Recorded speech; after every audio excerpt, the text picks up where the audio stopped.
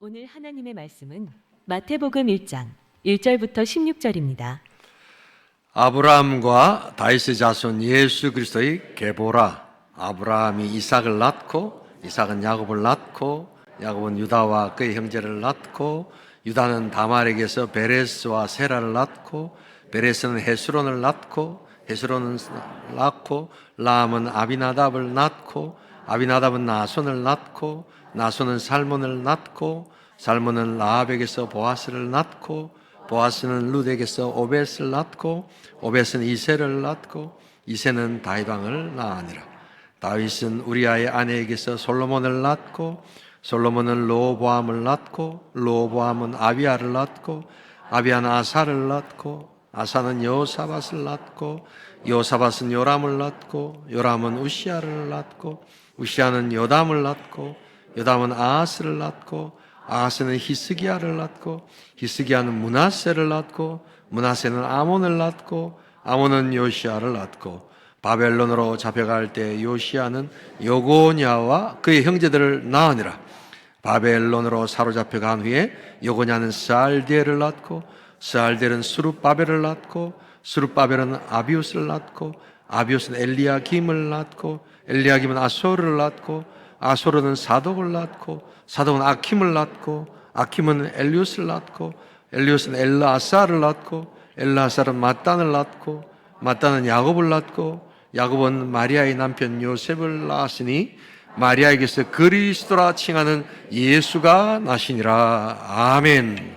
모두 자리에 앉아주세요. 오늘은 우리 하나님께서 복 주시마 약속하신 복된 주일입니다. 우리 이 약속 믿으시고 5분 이상씩 하늘 복 받으세요 하고 한번 축복해 주시기 바랍니다. 하늘 복 받으시기 바랍니다. 복 주시마 약속하신 그 복이 임하기를 소원합니다. 하늘 축복이 풍성한 오늘 주일 될 수 있기를 소원합니다. 2008년 1월 1일부로 우리나라는 호주제와 호적을 법적으로 폐지했습니다. 그렇다고 해서 족보가 사라진 것은 아닙니다. 족보를 아직도 사용하거나 또한 가지고 있는 그러한 가문들이 여전히 있습니다. 호적이 폐지되었다고 족보가 사라지지 않는다는 것입니다. 왜 그러면 이 족보에 사람들이 여전히 집착할까요? 두 가지입니다. 뿌리와 근원에 대한 관심, 또 한 가지는 자기 가문과 또한 그 가문에 속한 사람들의 깨끗함 혹은 훌륭함, 이런 것을 자랑하고 알리려고 하는 마음입니다. 이 마태복음 1장에는 예수 그리스도 메시아의 족보가 나타납니다. 그러나 사실 이것은 족보의 형태를 띤 하나님의 메시지입니다. 특별히 하나님의 은혜의 메시지입니다. 이 건조하게 느껴지는 족보에 그래서 여러분 신비가 담겨 있고 또한 의도가 담겨 있고 또한 복음이 담겨 있습니다. 하나님이 말씀하시기를 시리즈 우리 신약 구약 79절 신약 79절 제가 지난주에는 첫 번째 시간으로 창세기 1장을 말씀을 드렸고 오늘은 이제 신약 마태복음 1장을 통해서 우리 하나님께서 우리에게 말씀하시는 은혜를 메시아의 족보를 통해서 나눌 수 있기를 주님의 이름으로 축복합니다. 하나님 말씀하셨습니다. 하나님은 오늘도 우리에게 말씀하고 계십니다. 이 메시아 족보를 통해서 알 수 있는 첫 번째 내용은 이 수치의 과거를 은혜로 덮는 역사가 이 족보 속에 있다는 것입니다. 우리 다 함께 읽지 않았던 17절 같이 한번 읽어보겠습니다. 그런즉 모든 대수가 아브라함으로부터 다윗까지 14대요 다윗으로부터 바벨론으로 사로잡혀 갈 때까지 14대요 바벨론으로 사로잡혀 간 후부터 그리스도까지 14대더라. 이 족보는 14이라는 세 가지 구분을 가지고 역사를 나누고 있습니다. 아브라함부터 다윗까지, 또한 다윗에서부터 바벨론까지, 바벨론에서부터 예수 그리스도까지. 여러분 이 족보라는 것은 아까도 말씀드렸지만 훌륭한 가문, 깨끗한 어떤 가문의 어떤 자랑 이런 것들이 될 수 있다고 했는데 오늘 이 족보는 그런 기준에 비하면 이것은 형편없는 족보가 됩니다. 우리는 건조하게 지금 제가 자꾸 건조하다는 표현을 쓰는데 이거 읽어봐도 그렇게 느낌이 오지 않습니다. 그러나 유대인들이 만약 이것을 읽었다면 너무너무 수치스러운, 왜 이런 것을 썼지? 왜 이런 걸 나타냈지? 라고 짜증을 낼 수 있는 내용이 바로 이 족보입니다. 특별히 바벨론이라는 그 단어는 이스라엘 역사에서는 너무너무 수치스러운 일이었습니다. 단순히 36년 우리나라가 일제 식민지 있었던 그런 정도하고는 완전히 차원이 다른, 하나님의 선민으로서 어떻게 이럴 수가 있습니까? 라고 하는 큰 신앙적 실망과 하나님에 대한 대적으로서의 바벨론 포로를 그들은 부끄러워했습니다. 또 이렇게 보면 전혀 입에 떠올리기도 싫은 여러 가지 이 죄악을 범했던 여인들의 모습이 하나둘 나타나기 시작합니다. 그래서 한마디로 수치라고 보시면 되는 이러한 족보에 놀랍게도 마태는 그 끝에 예수 그리스도를 이야기합니다. 바로 그 수치 때문에, 그 치욕 때문에 그리스도는 오셔야 했고, 그 치욕과 수치를 덮을 수 있는 유일한 은혜가 하나님의 은혜라는 것을 이야기하고 싶어 하는 것입니다. 다말이라는 여자는 시아버지와 성적인 관계를 맺으면서 자녀를 낳았습니다. 라합은 이방인이자 몸을 파는 여인이었습니다. 룻은 신명기 율법에 의하면 이제는 저주받은 민족이요, 또한 여호와의 총에 출입 금지를 당한 그러한 민족의 딸입니다. 우리아의 아내는 불륜과 또한 살인 교사의 처참한 산 증인입니다. 세상은 그것을 수치라고 이야기하고 또한 부끄럽게 여기고 쓰레기통에 던지고 감추기를 원하지만, 그 눈물과 수치와 그 고통 속에서 마태가 근본 원하는 것은 그것을 드러내놓고 주님 안에 있을 때 하나님의 은혜가 그것을 회복시키시고 새롭게 하여 주실 줄 믿습니다. 여러분, 복음의 역사는 감춘다고 되는 역사가 아니에요. 우리 신앙의 상처는 주님 앞에 드러내놓고 주님께서 주시는 은혜를 통해서 우리가 다듬어 가는 것이지, 여러분 이것을 감추고 쉬쉬한다고 되어질 일이 아닙니다. 바로 이러한 우리의 깨어짐, 그 방울방울 흘리는 그 눈물방울, 그 사이로 빛나는 찬란한 햇살과 또한 그 틈새를 찾아 들어오는 하나님의 은혜가 그것을 메꿀 때 우리 인생은 새롭게 된다는 것을 오늘 이 건조한 족보에서 이야기하고 있다는 것입니다. 깨어진 과거, 우리들의 상처, 우리들의 눈물, 그 틈새로 하나님의 은혜의 황금빛이 들어와서 우리를 새롭게 하는 역사, 바로 그것이 오늘 이 족보에 담긴 하늘의 역사입니다. 긴츠키라는 일본의 도자기가 있습니다. 긴이란 말이 황금이라는 뜻이고요, 츠키 하면 이게 있다, 메꾸다라는 뜻인데, 그냥 사진을 하나 제가 가져와 봤습니다. 이 그냥 우리가 먹는 찻잔 같은 건데요, 저렇게 쫙 깨어진 거, 깨어지면 버려야 되는 거 아닙니까? 근데 일본 사람들은 저걸 가지고 저기 오칠을 해가지고요, 여기 황금을 쫙, 저기 다 황금입니다. 황금가루를 쫙 발라가지고 완전히 새로운 것으로 훨씬 더 좋은 제품으로 만들어내는 예술이 바로 긴츠키 도자기라는 것입니다. 이 도자기의 특징이 있습니다, 여러분. 깨지면 버리든지 아니면 붙일 때도 어떻게 합니까? 우리 그라인더를 간다든지 가능한 한 이 깨진 표시를 안 내려고 붙이는 게 그게 잘한다라고 우리는 생각하지만 요 도자기는 안 그렇습니다. 깨진 그대로 거칠게 그냥 딱 갖다 붙여야지 훨씬 더 아름답습니다. 왜냐하면 그 거친 그 틈 사이로 황금이 들어가서 황금빛을 내면서 새로운 도자기를 만드는 것처럼 나타내는 것입니다.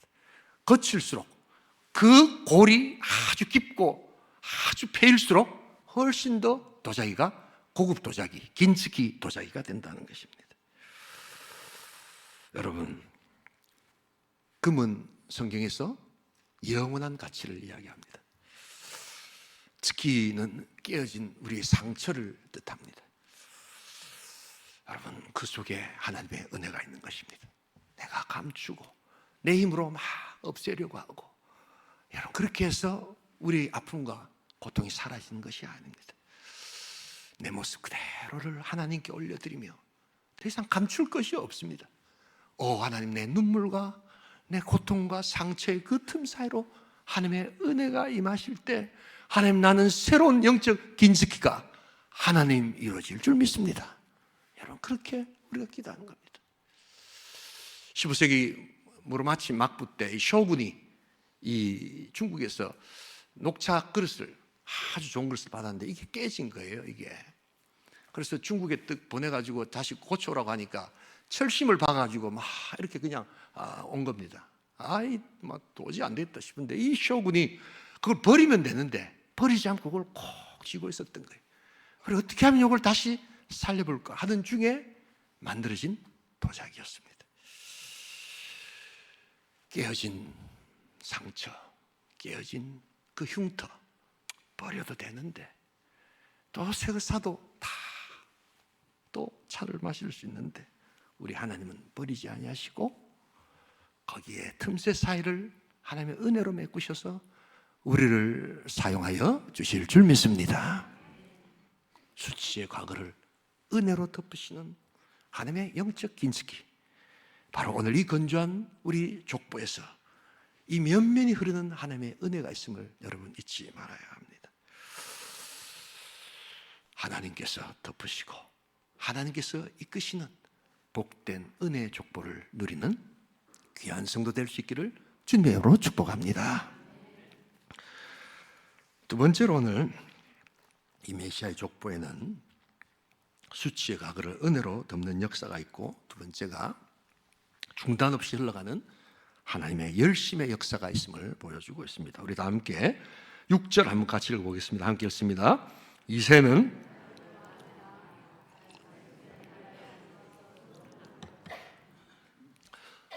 마태복음 1장을 읽다 보면 낳고 하는 단어 때문에 우리 경상도 말로 이 먹고 이래 나옵니다. 그리고 초신자들이 성경 읽을 때 이렇게 굉장히 지겹게 만드는 이런 것입니다. 근데 여러분, 이게 지겹지 않도록 읽을 수 있는 방법을 제가 하나 가르쳐 드리겠습니다. 안 좋습니까? 여러분, 가만히 계십니까? 여러분, 요 낳고 다음에 죄짓고라는 단어를 한번 넣어보세요. 낳고 이럴 때는 이 먹고 이러는데 죄를 짓고 낳고 죄를 짓고 낳고 이러면 이게 조금 내하고 관련성이 있는 것 같습니다. 인간이 죄를 지었다는 것, 실패했다는 것은 그 다음에 슬픔이고 아픔이고 또한 죄의 결과는 사망이라고 하는데 왜 또 낳게 되지? 이게 어떻게 연결이 되지? 라는 생각이 자연스럽게 들게 됩니다. 그러면서 거기에 우리의 힘이 아닌 또 다른 누군가가 일하시는 하나님의 열심을 보게 될 줄 믿습니다.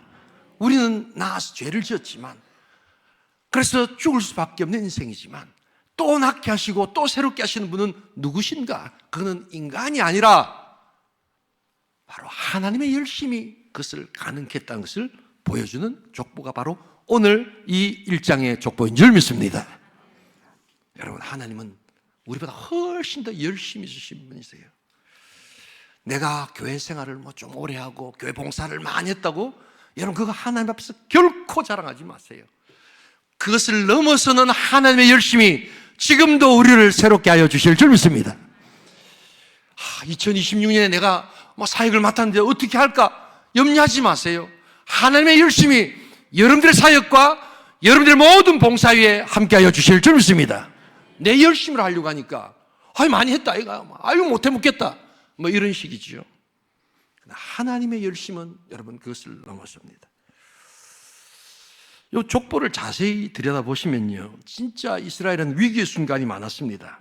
아들이 없어가지고 대가 끊긴 뻔한 때도 있었고요, 포로로 잡혀가지고 나라가 완전히 없어진 때도 있었고요, 이제는 끝났다, 인간의 편에 봤을 때는 이제 끝날 수 있는 포로기의 역사였지만 우리 하나님께서는 새롭게 하시고 하나님의 열심으로 그의 역사를 이루어 가실 줄 믿습니다. 우리 인생이 우리의 힘으로 된 게 아니란 말이에요. 하나님의 열심으로 여기까지 온 것, 우리가 그것을 인정하는 겁니다. 오늘 우리가 읽은 이 대표적인 구절 6절을 한번 보시기 바랍니다. 마태는 바세바의 아내, 바세바라고 이렇게 부르지 않고 우리아의 아내라고 이야기합니다. 이 우리아 하면 여러분 다윗이 가장 악질적으로 이스라엘 백성들이 제일 자랑하고 존경했던 사람이 다윗 왕이거든요.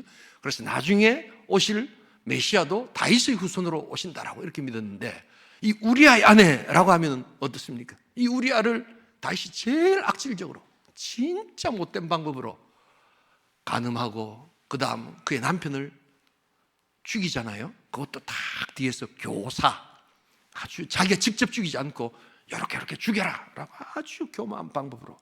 어떻게 다윗이 이럴 수 있을까 하는데 그게 인간입니다, 여러분. 아주 악랄하고 아주 못됐고, 나는 그래 안 살았는데요. 그런 환경에 노출이 안 돼서 그렇습니다, 여러분. 그런 환경에 노출이 되면 우리 인간은 그보다 더 할 수 있다는 것을 잊지 말아야 합니다. 바로 그런 수치스러운 바로 그 범죄, 그걸 고스란히 드러내고 유대인들을 자극합니다. 그런데 하나님께서 그 와중에도 또 그 틈새를 꿰뚫고 뭘 하십니까? 하나님의 열심으로 솔로몬을 낳게 하여 주실 줄 믿습니다. 야, 이제는 이 다윗 집안이 다 망했구나 하는데 그 다음에 보니까 솔로몬을 낳게 해주셔가지고 하나님의 성전을 건축하도록 하나님은 이끌어 가셨다는 것입니다.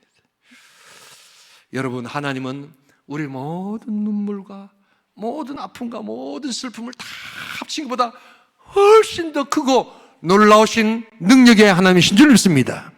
복음은 그런 거예요. 복음은 하나님의 열심으로 우리의 모든 슬픔을 이겨내는 능력이 있습니다. 우리가 복음을 붙들어야 되는 이유가 바로 거기에 있습니다. 내가 얼마나 열심히 했는가, 여러분 그것을 묻지 마시고 하나님께서 나를 향하여 얼마나 열심으로 일하고 계신가를 우리 기억하고 봉사하는 복된 한 해 될 수 있기를 주님의 이름으로 축복합니다. 내가 하나님을 위해서 무엇을 했는가를 자꾸만 따지는 것은 율법주의예요. 신앙이 내가 뭘 했지? 이 교회에서 내가 온천교회로 했어. 온천교회로 했어. 여러분, 아주 위험한 겁니다. 굉장히 위험한 사고입니다. 그리고 열심히 하지 않는 사람들을 정죄하기 시작합니다. 그러나 하나님께서 이 온천교회를 위해서, 하나님께서 나를 위해서 일하신 것이 무엇인가를 살피기 시작할 때 모든 것이 은혜요, 함께 우리가 그 은혜에 동참하게 될 줄 믿습니다. 이걸 은혜라고 이야기하는 겁니다. 하나님은 크고 놀라우신 분이십니다. 우리를 향하신 하나님의 놀라우신 열심, 이 교회를 향하신 하나님의 열심이 우리를 구원하시고 우리 교회를 새롭게 하시고 하나님의 부흥을 허락하여 주실 줄 믿습니다. 여러분, 이게 바로 이기게 하는 힘. 그래서 중단 없이 이게 끊길 것 같은데 하나님께서 이끌어 가시는 역사, 이걸 우리는 이 족보에서 발견할 수 있다는 것입니다. 교회가 불이 났을 때였습니다. 우리 온천교회가 큰 불이 났었습니다, 여러분. 이 예수 안 믿는 사람들도요, 이 교회가 불났다 이러면 좀 이상하게 생각합니다. 왜냐하면 교회 이러면 일단은 좀 거룩한 것도 아니겠는가 하는데 교회가 불이 났다 이런 것은 별로 좋지 않습니다. 거기다가 저 옆 동네 어떤 교회는 벼락을 맞았거든요, 보면요. 그럼 이거는 뭔가 저주받았다 이렇게 생각을 합니다. 말은 안 하는데.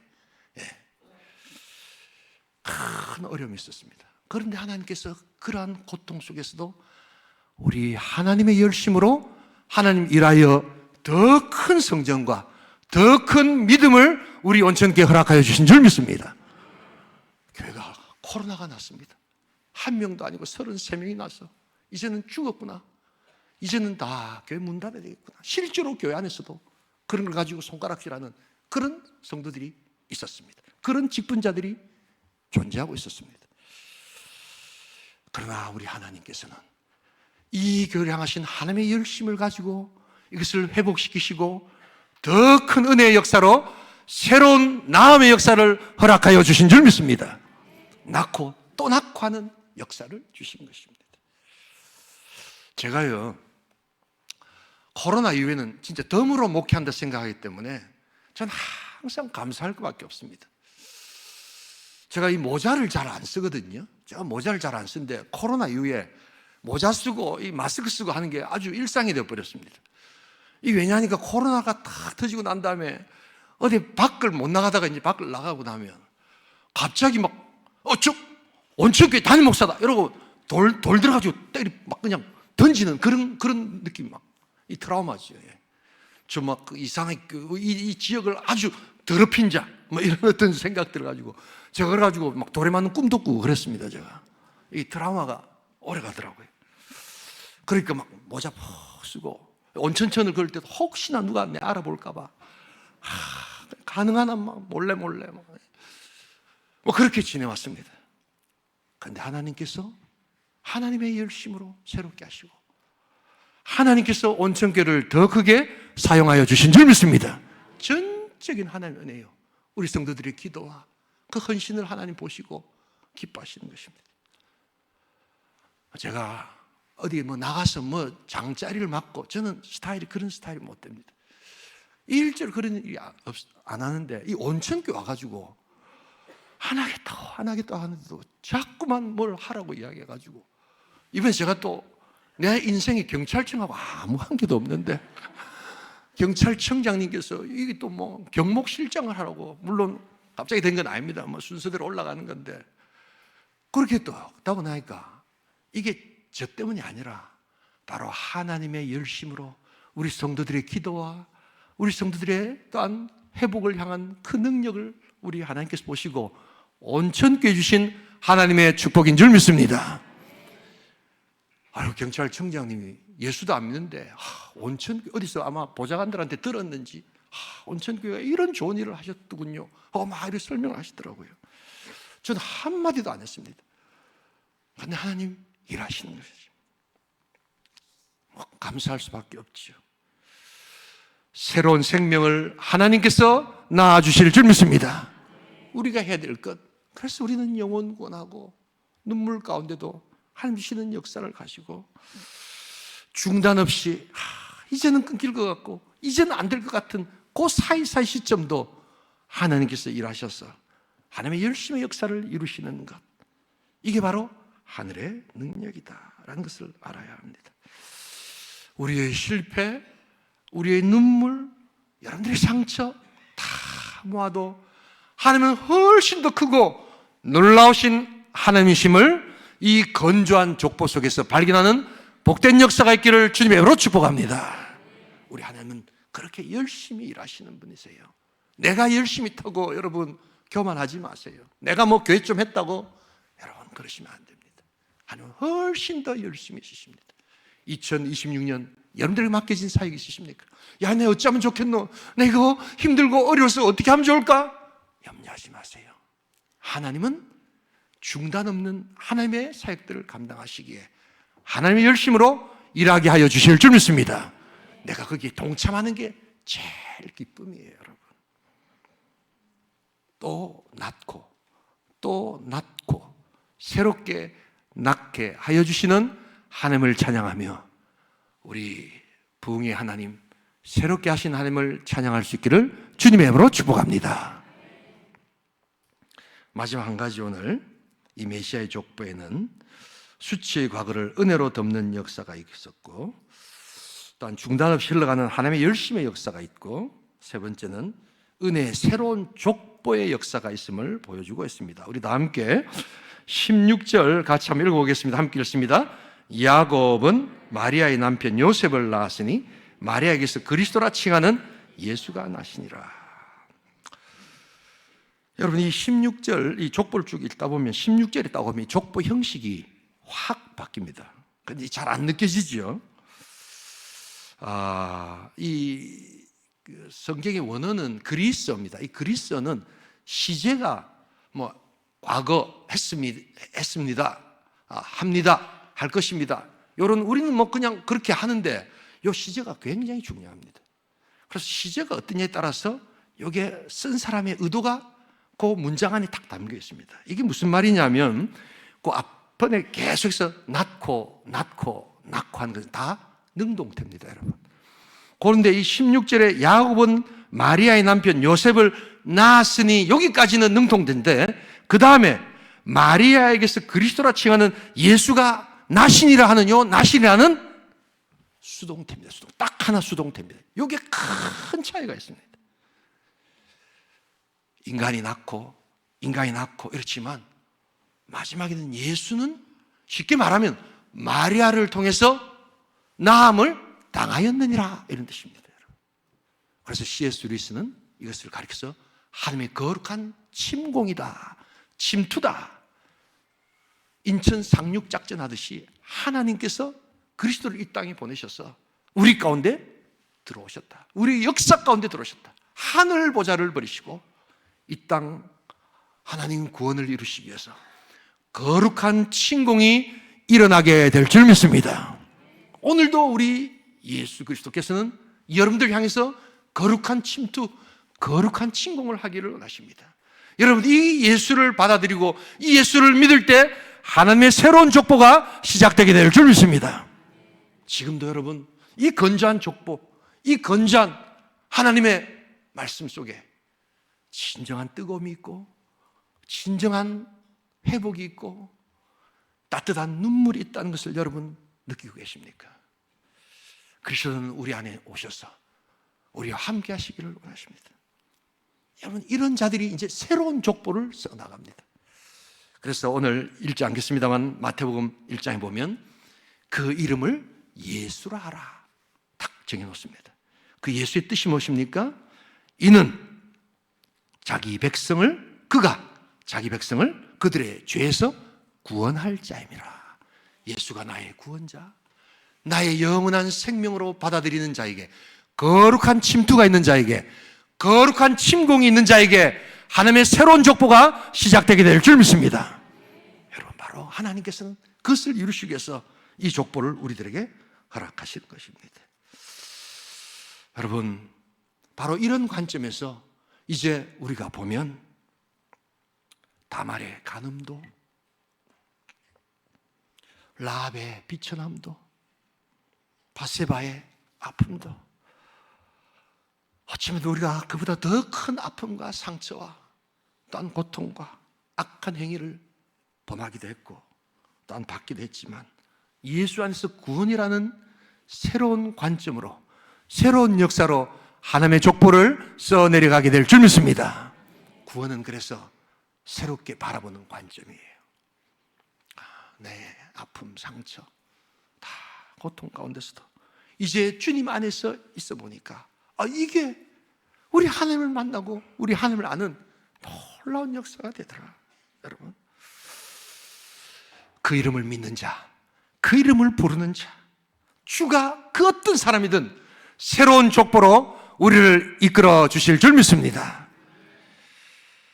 그들을 주님의 은혜 안에서 품어나가시는 역사, 그것이 바로 새로운 족보의 역사로 시작되는 은혜다.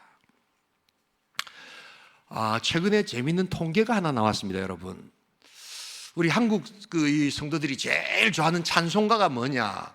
60대, 70대는 막 어김없이 305장 나 같은 죄인 살리신 이겁니다. 여러분, 이건 당연한데 놀랍게도 요사이 이 설문조사를 보니까 20대, 30대들도 1등이 바로 305장이었어요. 전 조금 놀랐습니다.